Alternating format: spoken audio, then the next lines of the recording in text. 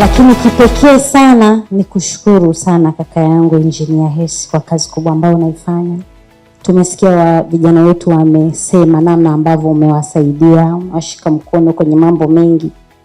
Una majukumu mengi makubwa, lakini umeona uweke mbegu hii ambayo itakwenda kuzaliwa kwa vijana wetu leo na hata kesho na siku zote. Kwa tunakushukuru sana. Vijana kupitia Bright Africans wameamua kutafuta njia ya kufanikiwa kwenye maisha. Tuna makundi mengi ya vijana ambayo mimi naamini yote yana uwezo, lakini kila kitu kinahitaji jitihada, na kinachokwenda kufanyika hapa ni kuwafungulia milango vijana ambao wameamua kuweka jitihada. Sisi sote hapa, kila mmoja na talent ambayo inaweza kumfikisha mahali. Kinachohitajika ni kuwafungulia milango vijana kufika kwenye hizo destinations ambazo kila mmoja anazitamani. Kwa Mheshimiwa DC, tumeshukuru sana kwa kauli yako kwa niaba ya serikali. Serikali ina kila sababu ya kuunga mkono jitihada za vijana, badala ya kupoteza muda mwingi kwenye social media ambazo pia zina fedha.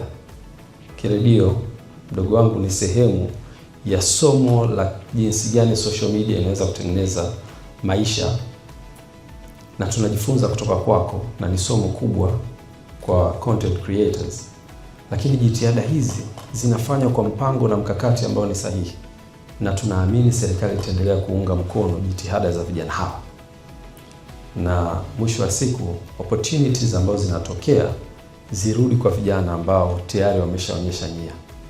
Milango ikifunguka, vijana wengi watanufaika, na taifa hili mimi naamini lenye watu milioni 65 with 60+% wakiwa ni vijana, basi tutaisogeza nchi yetu kwenye mafanikio makubwa sana.